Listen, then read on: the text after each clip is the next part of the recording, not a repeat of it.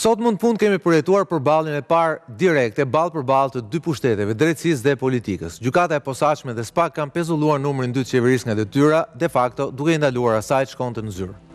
Ndonse vetë gjykata është rezervuar të zbardhë vendimin, edhe ky një rast unik, vendimi që u zbardh vetëm pas dite vonë nga SPAK praktikisht i ka hequr kryeministrit dhe kreut mazhorancës një prej mekanizmave kryesor që ka një njeri politik që fiton zgjedhjet, të përcaktoj vetë qeverinë e tij. Fiks një më parë në rrjedhësor kryeministri nga Roma e bëri qartë se nuk do të bënte ndryshime në qeveri, por vendimi i sotëm i gjykatës ja ka hequr atij praktikisht të pushtet.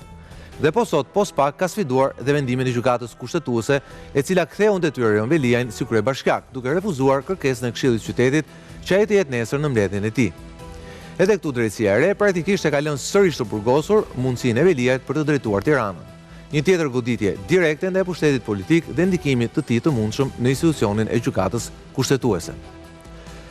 Sot duhet ishte një ditë feste në Partinë Demokratike, por dhe reagimet që kanë ardhur prandaj janë të zymta dhe formale, përjashtuar sigurisht nipin e të dashurës Kunat Fariut, por dhe ai ishte më pa emocion se sa shpërtimi i Petro Koçit. Partia Demokratike ka deklaruar mbajtjen e protestës së foltores 2.0 të hënën, por ka një problem. Sali Berisha me shumë gjaz do të mungojë. Kreu i Partisë Demokratike ka kapërcyer Oqeanin Atlantik, jo veriorin, ato jugorin. Berisha ka shkuar në Brazil, zyrtarisht për një takim të djatësh, por nuk ka njoftuar akoma një datë kthimi, apo nëse të hënën pasdite do jetë në foltoren në bulevard. Sido që tjetë, një xhiro në Copacabana do të ishte e mirë për doktorin, që ta kthjelloj atë dhe idetë e tij dhe të mendojë një zgjidhje apo një rrugdalje. Kjo sepse këto ditë që ai mungon, Partia Demokratike duket se është më mirë, më qetë dhe më e fortë pa të. Edhe kjo, fal SPAK, dhe dosjes së saj të plotësuar tashmë për krimin shtetëror të 21 janarit. Por ka edhe më shumë se kaq. Po sot gjykata e posaçme ka detyruar SPAK të nisë hetimet brenda në Komisionin Qendror të Zgjedhjeve. Hetimet për shpërdorim detyre do të nisin ndaj 5 anëtarëve të KAS, të majtë e djathtë, pas padisë së bërë nga aktivisti i shoqërisë civile Aulon Kalaja, i cili kandidoi për Partinë Demokratike në listën e hapur të Durrësit në 11 maj. Kalaja, i cili kishte paraqitur prova se si vetë numëruesit e Partisë Demokratike i kishin hequr atij 30 vota dhe i kishin shtuar 100 kandidatit tjetër Arjan Doja, kjo kur vetë komisioneri kishte premtuar se do të çonte në ndjekje penale çdo numërues të kapur në faull. Një gjë që në fakt nuk ka ndodhur akoma. Ndërhyrja e drejtësisë së re në hetimin e zgjedhjeve dhe ndërshkimin e fajtorëve është një tjetër risi e kësaj jave. Dhe shembulli nga i nisi është tipik. Një ish funksionar i drejtësisë së vjetër i shkarkuar nga vetingu dhe nën hetim pasuror, i cili u ricikluan politik. A jemi kështu në fillimin e procesit të përballjes frontale të sistemit të drejtësisë me politikën, dhe përse filloi vite të tëra me vonesë dhe kush i frymëzoi kësaj radhe këta prokurorë të gjykatës, të cilët dukeshin prej muesh që i kishin humbur rrugën. Për këtë do të flasim sonte. Sigla.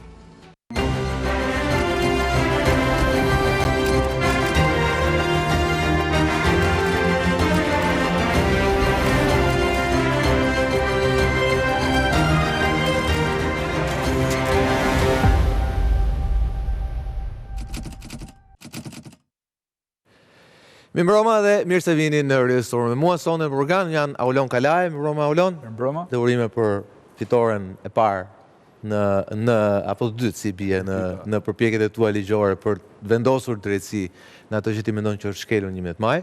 Skënder Menxhozi, mirëmbrëma Skënder. Mirëmbrëma. Avokat Edmund Petrej, mirëmbrëma avokat. Mirëmbrëma. Dhe Arseta Gjyri, mirëmbrëma Arseta. Ne si kemi program. Skënder, do ta nisem me ty. Sigurisht sot ka patur disa lëvizje, më e forta sigurisht është temi shkarkimi i zëvendës kryeministrit nga gjykata me kërkesën e SPAK-ut, por padyshim kjo u pasua gjithashtu nga temi anulimi deri diku i vendimit të gjykatës kushtetuese që riktheu Erion Velin 2 javë më parë në detyrë. Por nga ana tjetër kemi dhe një lëvizje tretë, ajo që ndodhi hetimi, detyrimi i SPAK-ut hetoi pas vendimit të gjykatës pas padisë së Aulonit, dhe këtu patjetër nuk e largojmë dot e kontekstin që ka një ndryshim të qëndrimit drejtësisë së re dhe ndaj çështjes 21 janarit të japë. Sigurisht janë duken si të kithta, po mundohemi t'i bashkojmë. Një farsoj.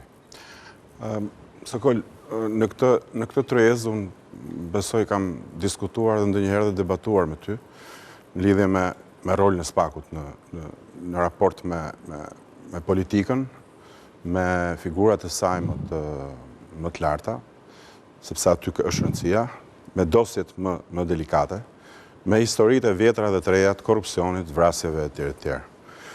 Unë kam qenë dhe mbetem i një mendimi i cili do duket si shumë bardhëzi, po duke dashur të vendosim një klasifikim i cili duket gjithsesi anormal, unë gjithmonë kam thënë se vrasjet vinë para vjedhjeve të prezumuara. Gjithashtu dhe vrasjet të prezumuara, sepse dhe ato duhen hetuar. Pra, me që ti ma përmend edhe më ngacmove se kisha menduar diçka tjetër për ta filluar fjalën time, unë nuk mendoj se ka ndodhur gjë me 21 janarin, por mendoj se SPAK në drejtën e vet vazhdon me kapacitet plot të hetoj qeverinë, të hetoj maxhorancën. Zonja Ballugu është i treti numër 2, nëse do të merrnim politikisht, në rrafsh partijak dhe Erion Velin si të tillë, i treti numër 2 i zotit Rama, 2 në qeveri dhe 1 në parti, i goditur në mënyrë frontale.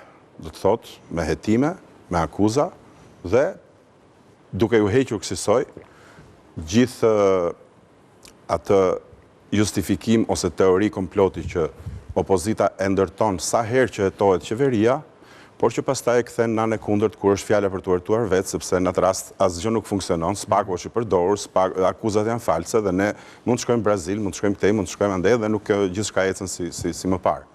Natyrisht goditja ndaj Ballugut është një goditje e rëndë për Ramën, është një goditje e rëndë për maxhorancën. Unë e shoh politikisht Partinë Socialiste në një moment paradoksalisht shumë solid pikpamje numerike, pra 83 mandatet fituar në 11 maj, e shoh në një goditje e cila natyrisht që e ka bërë më të ndjeshme, e ka ekspozuar në nervin e saj më të rëndësishëm, që është qeverisja, sepse qeverisja është gjithsesi në vitin e 12, jo rastësisht 13, jo rastësisht ju kujtoj që nesër në Tiranë mbahet një summit. Një summit që nënkupton mes rreshtave një histori suksesi. Dhe mes kësaj historie suksesi ne kemi edhe këto hetime, cilat për entuziastët mund t'jenë dhe ato një histori suksesi. Pra, po avanconi në negociatat me Evropën, sepse keni një drejtësi e cila mund të hetoj politikën. Natyrisht edhe kjo ha diskutim, por nga ana tjetër, unë shoh që SPAK, mbas asaj goditje të parë që u duk se mori indirekt dhe që ti e the me drejt në editorialin tënd, që ishin zgjedhje 11 majit, nga cila u prodhua një super maxhorancë e fuqishme që dukej si e pacënueshme, e pagoditshme etj.